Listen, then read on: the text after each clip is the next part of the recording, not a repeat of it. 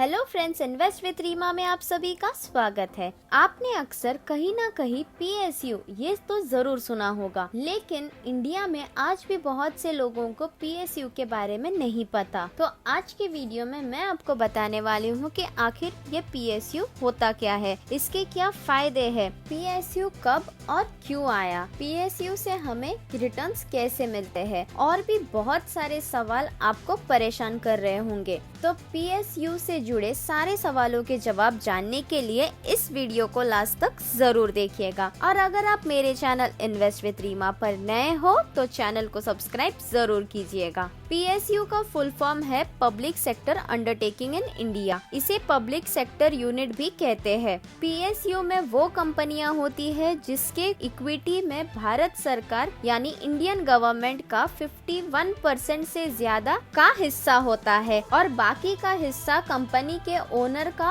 और निवेशकों का यानी इन्वेस्टर्स का होता है जो इसमें इन्वेस्ट करते हैं। पीएसयू पर भारत सरकार और राज्य सरकार का नियंत्रण होता है, यानी कि ये कंपनियों को गवर्नमेंट चलाती है। पब्लिक सेक्टर अंडरटेकिंग के बनने के पीछे हिस्टोरिकल इंसिडेंट्स यानी कि ऐतिहासिक घटनाएं जुड़ी हुई है। तो आखिर वो क्या हिस्ट्री है, जानने के लिए इस वीडियो को लास्ट तक जरूर देखिएगा। ईयर 1947 में जब हमारा देश आजाद हुआ था, तब हमारा देश कृषि आधारित देश था और हमारी इकोनॉमी भी कृषि आधारित थी। पर फर्स्ट 5 ईयर प्लान फेल होने के बाद जवाहरलाल नेहरू जी को ये लगा कि उद्योगीकरण के अलावा उनके पास कोई और उपाय नहीं है देश की इकोनॉमी को आगे बढ़ाने के लिए। फिर सेकेंड 5 ईयर प्लान यानी उन्होंने पीएसयू को लॉन्च किया। उस समय पीएसयू में कुछ कंपनियां थी जिसमें बैंकिंग कंपनीज भी शामिल थे। इस तरह 1957 में कंपनीज का एक यूनिट तैयार किया गया। जैसे जैसे साल बीतते गए कंपनियों का परफॉर्मेंस काफी अच्छा होता गया और कंपनीज डेवलप भी होती गई और साथ में कंपनीज का ग्रोथ भी होता गया। 22 जुलाई 1997 में 9 कंपनियों का एक यूनिट बनाया गया जिसका नाम नवरत्न दिया गया। देखते देखते कुछ सालों में और भी कंपनियां पीएसयू में जुड़ती गई। ईयर 2010 में नवरत्न के साथ साथ और भी 3 नए कैटेगरीज बनाए गए, जो है महारत्न और मिनी रत्न कैटेगरी 1 और मिनी रत्न कैटेगरी 2। इस तरह पीएसयू के 4 कैटेगरीज बन गए, महारत्न, नवरत्न और मिनी रत्न कैटेगरी 1 और मिनी रत्न कैटेगरी 2। आखिर ये महारत्न, नवरत्न, मिनी रत्न है क्या? गवर्नमेंट ने आखिर ये कैटेगरी क्यों बनाई? इन कैटेगरी के क्या एलिजिबिलिटी है? इसके क्या बेनिफिट्स है? ये सारे सवालों के जवाब मैं आपको इसी वीडियो में आगे बताने वाली हूँ, तो वीडियो को एंड तक जरूर देखिएगा। गवर्नमेंट अंडरटेकिंग कंपनी होने की वजह से कंपनी को किसी भी प्रोजेक्ट या अपग्रेडेशन के लिए सबसे जरूरी होता है गवर्नमेंट परमिशन का, यानी कि छोटी से छोटी और बड़ी से बड़ी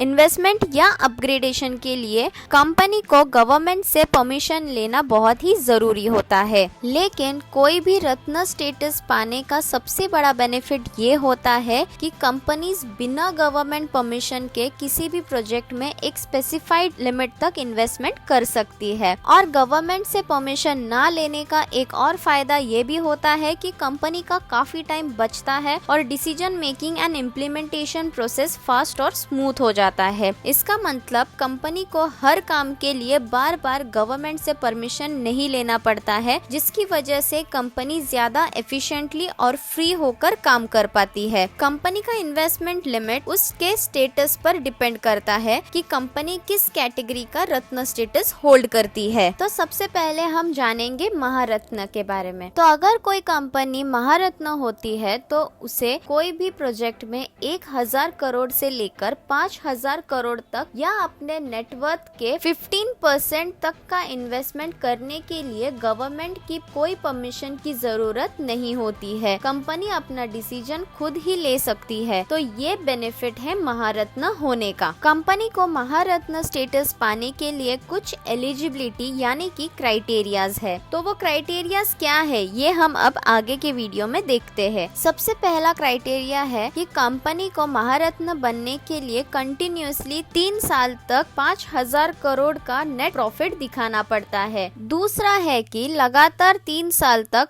25,000 करोड़ का एनुअल टर्नओवर दिखाना पड़ता है। तीसरा क्राइटेरिया है 3 साल तक 15,000 करोड़ का नेट वर्थ दिखाना पड़ता है। कंपनी का इंडियन स्टॉक एक्सचेंज में लिस्टेड होना भी जरूरी है। कोई भी कंपनी डायरेक्टली महारत्न स्टेटस नहीं पा सकती है, उसे सबसे पहले मिनी रत्न और फिर नवरत्न होना जरूरी होता है। यानी कि महारत्न स्टेटस पाने के लिए कंपनी को नवरत्न होना जरूरी है। साथ में कंपनी मल्टीपल कंट्रीज में ऑपरेट करती हो। अगर कोई कंपनी ये क्राइटेरिया फुलफिल कर लेती है तो उसे महारत्न का स्टेटस मिल जाता है और उस कंपनी को 1,000 करोड़ से लेकर 5,000 करोड़ तक या अपने नेटवर्थ के 15% तक का इन्वेस्टमेंट करने के लिए कोई गवर्नमेंट परमिशन की जरूरत नहीं लेनी होती है। जुलाई 2020 के अनुसार प्रेजेंटली 10 कंपनियां महारत्न स्टेटस होल्ड करती है। तो वो 10 कंपनियां हैं Bharat heavy electricals limited, Bharat petroleum corporation limited, coal India, GAIL, Hindustan petroleum corporation limited, Indian oil corporation limited, NTPC limited, oil and natural gas corporation limited, power grid corporation of India limited, steel authority of India limited. तो ये है वो 10 कंपनियां जिसे महारत्न status दिया गया है। अब जानते हैं नवरत्न के बारे में। नवरत्न स्टेटस पाने के भी बहुत सारे अपने फायदे हैं, जैसे कि जब कोई कंपनी नवरत्न होती है उसे 1,000 करोड़ तक की इन्वेस्टमेंट या अपने नेटवर्थ के 15% इन्वेस्ट कोई भी प्रोजेक्ट में करने के लिए गवर्नमेंट से अप्रूवल लेने की जरूरत नहीं होती है। उन्हें अपना डिसीजन लेने का फ्रीडम दिया गया है। नवरत्न स्टेटस का एलिजिबिलिटी है, पहला,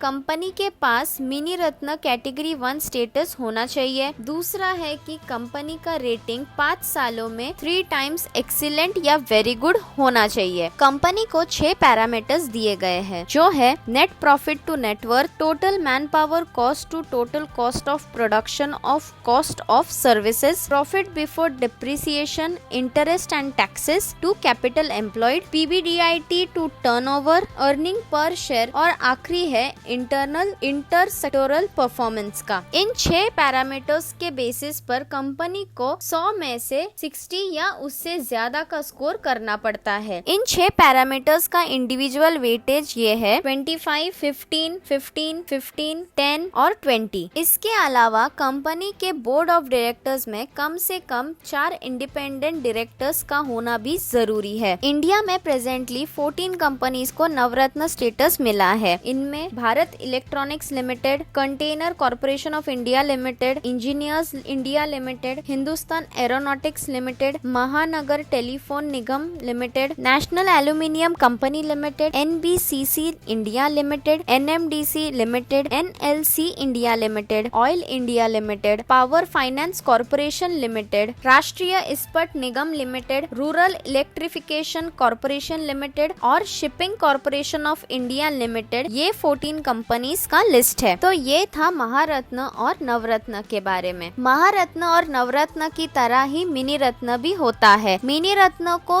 2 कैटेगरीज में डिवाइड कर दिया गया है, मिनी रत्न कैटेगरी 1 और मिनी रत्न कैटेगरी 2। मिनी रत्न कैटेगरी 1 का बेनिफिट ये है कि कंपनी को 500 करोड़ तक का या अपने नेटवर्थ के बराबर क्या इन्वेस्टमेंट डिसीजन ले सकती है कोई भी प्रोजेक्ट में इन्वेस्ट करने के लिए बिना गवर्नमेंट इंटरफेरेंस के। कंपनी को अपना डिसीजन लेने का फ्रीडम है। महारत्न और नवरत्न स्टेटस की तरह मिनी रत्न कैटेगरी 1 स्टेटस पाने के भी कुछ एलिजिबिलिटी और क्राइटेरियाज है। कंपनी को मिनी रत्न कैटेगरी 1 बनने के लिए 3 साल तक कंटिन्यूसली प्रॉफिटेबल होना जरूरी है और पिछले 3 सालों में कम से कम किसी भी एक साल में कंपनी ने 30 करोड़ या उससे ज्यादा का नेट प्रॉफिट कमाया हो और कंपनी का नेटवर्थ जो है वो पॉजिटिव हो। ये सारे क्राइटेरियाज फुलफिल होने पर कंपनी को मिनी रत्न कैटेगरी 1 का स्टेटस दिया जाता है। मिनी रत्न कैटेगरी 1 में 61 कंपनीज लिस्टेड है, जो मैंने आपको स्क्रीन पर डिस्प्ले किया है। आप इसे देख सकते हैं। अब जानते हैं मिनी रत्न कैटेगरी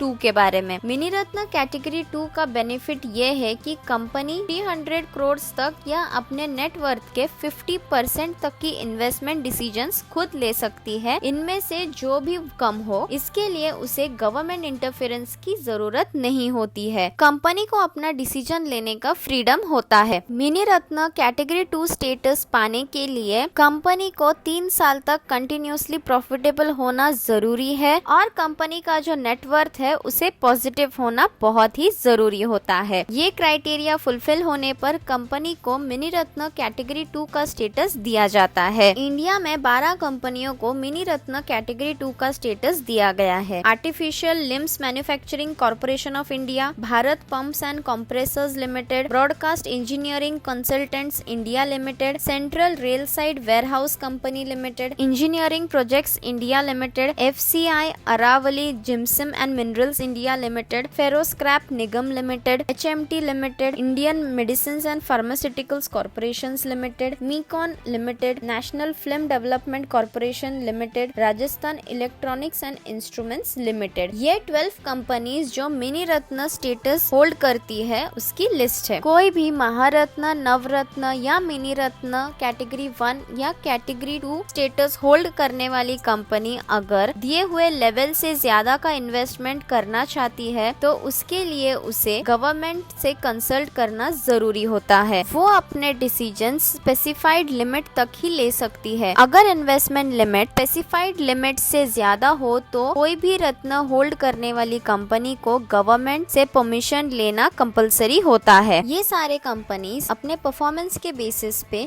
एक कैटेगरी से दूसरे कैटेगरी में शिफ्ट हो सकती है। इट मीन्स के आज के नवरत्न कंपनी आगे जाके अपने बेस्ट फाइनेंशियल परफॉर्मेंस की वजह से महारत्न कंपनी बन सकती है और वैसे ही कोई महारत्न कंपनी अपना अच्छा परफॉर्मेंस नहीं दे पाने की वजह से नवरत्न कैटेगरी में शिफ्ट हो सकती है या उससे भी नीचे मिनी रत्न में भी शिफ्ट हो सकती है। हालांकि महारत्न और नवरत्न कैटेगरी में चेंजेस बहुत ज्यादा फ्रीक्वेंटली नहीं होते और जो चेंजेस होते भी है उनमें काफी ज्यादा सालों का वक्त लगता है। तो ये था PSU के बारे में। आज का वीडियो अगर आपको पसंद आया हो तो वीडियो को लाइक, शेयर और मेरे चैनल इन्वेस्ट विद रीमा को सब्सक्राइब जरूर कीजिएगा। तो फ्रेंड्स, आज के लिए बस इतना ही।